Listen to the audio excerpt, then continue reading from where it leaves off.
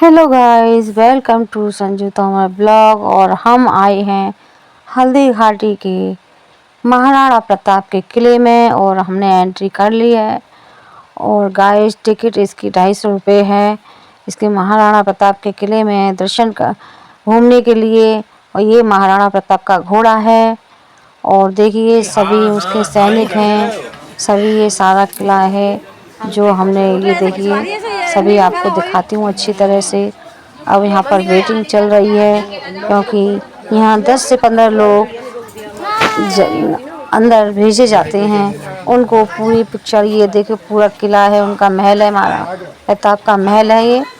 तो पूरी पिक्चर दिखा के उनके महाराणा प्रताप की पिक्चर भी दिखाएंगे। तो पूरी पिक्चर दिखाई जाती है उसमें। तो ये फिर उसके बाद में ये तोफ वगैरह रखी है, महाराणा प्रताप का घोड़ा रखा है, तोफ रखी है अंदर। तो हम जा रहे हैं अंदर महाराणा प्रताप के महल का सारा ब्यौरा करने के लिए। आप भी साथ में देखिए। और खड़े हो जाओ, नहीं तो हम आ गए।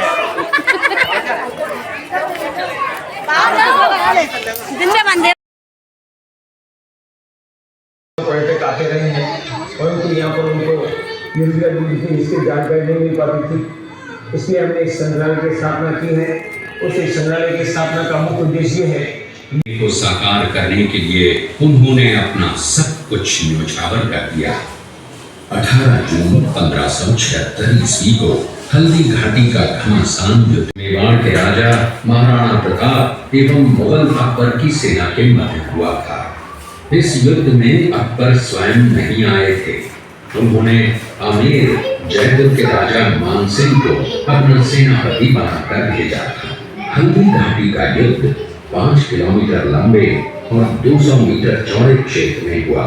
आप लोग सभी संग्रहालय में खड़े हैं। संग्रहालय से 200 मीटर की दूरी पर चेतक की समाधि है, जहां पर महाराणा प्रताप के स्वामी घोड़े चेतक को दफनाया गया था।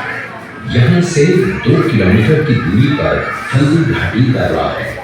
इस दर्रे की विशेषता है कि यहाँ की प्राकृतिक मिट्टी। हम आए हैं गाइस हल्दी घाटी। तो हल्दी घाटी में सभी महाराणा प्रताप का महल है, इसमें उसके सारे चिन्ह हैं।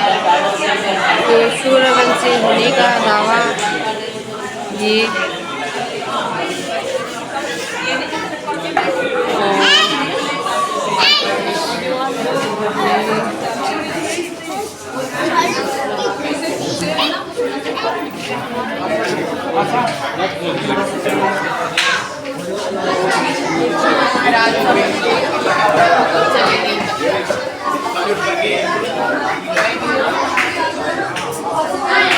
गाइस, आप पढ़ते जाइए।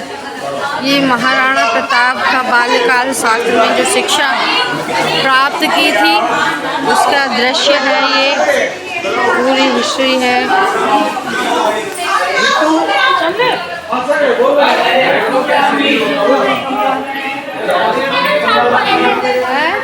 चालू करेंगे अंदर अंदर अंदर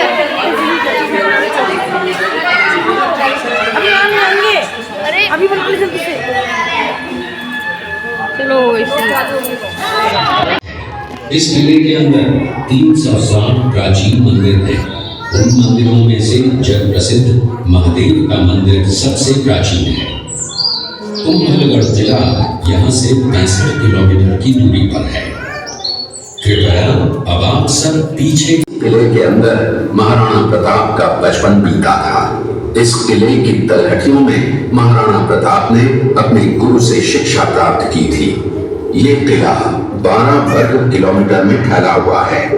इस किले पर जब भी विदेशी आक्राताओं ने आक्रमण किया और उस आक्रमण में कोई भी राजा सैनिक वीर गति को प्राप्त कर लेते तो उनकी पत्नियां वीरांगनाएं अपने सतीत्व की रक्षा करने के लिए जलती हुई अग्नि में कूद प्राणों को त्याग देती थी, जिसे हम जौहर कहते हैं। चित्तौड़गढ़ में 3 मुख्य बड़े जौहर हुए थे।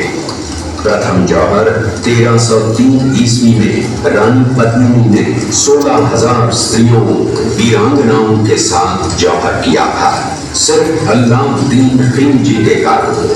दूसरा जौहर 1535 ईस्वी में गुजरात के शासक बहादुर शाह के आक्रमण के कारण रानी कर्मावती ने वीरांगनाओं के साथ किया।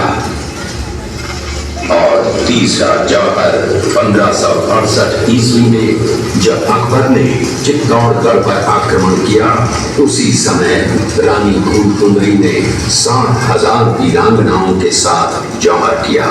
फिर भी अकबर का मन नहीं भरा और अंत में हजारों आम लोगों का कत्लेआम करवाकर उन्हें मंदिर, कालिका माता मंदिर, भामाशाह हवेली, कुंभाश्याम मंदिर, फतेह प्रकाश महल हैं। ये किला यहाँ से 140 किलोमीटर दूरी पर है।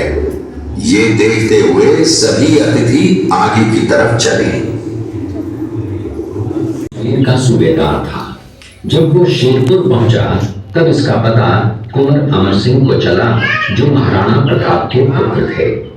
अमर सिंह ने शेरपुर छावनी पर अचानक आक्रमण कर दिया।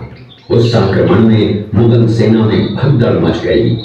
मुगल सेना को अपनी छावनियों को छोड़कर भागना पड़ा।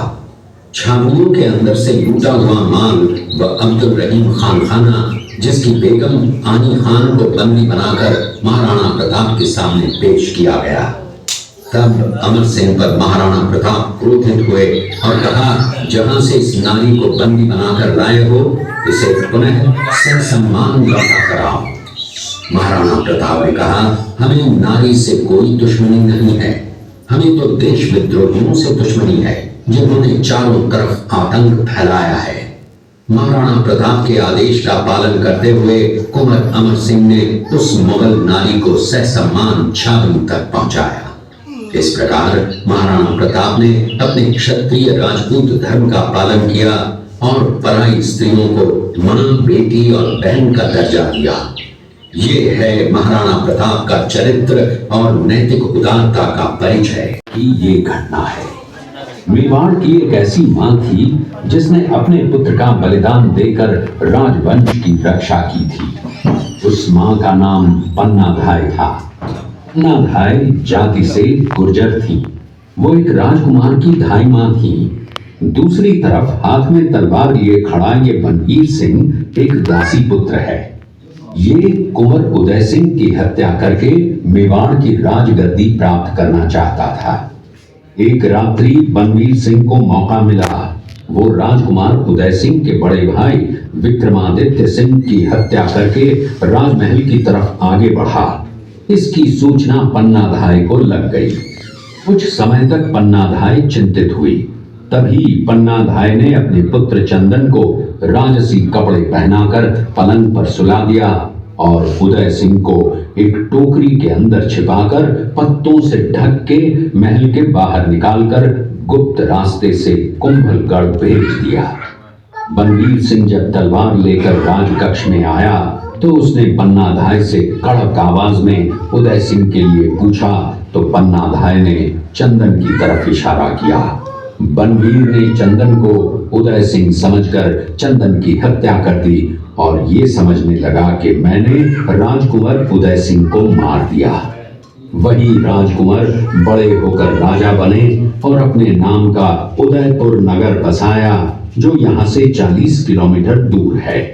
और उन्हीं के पुत्र महाराणा प्रताप हुए, जिन्होंने हल्दी घाटी का युद्ध लड़ा और आज हम लोग उनका इतिहास यहाँ पर देख रहे हैं।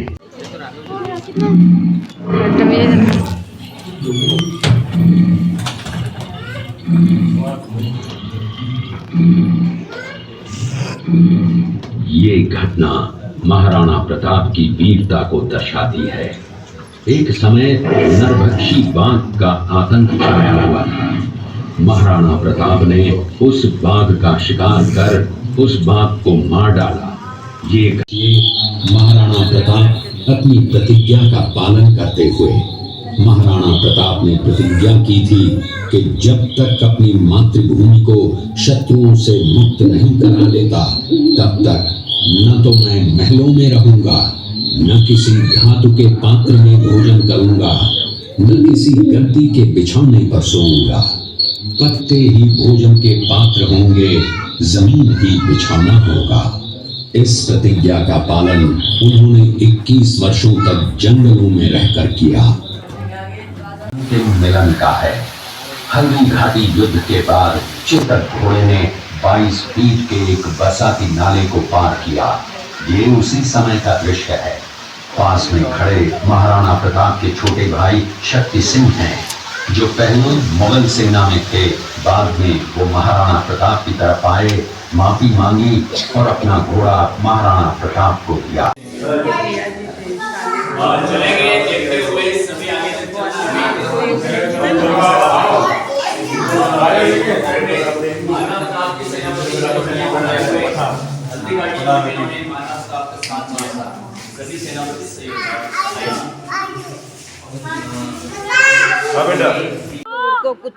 अरे वीडियो बंदी तेरी है तो।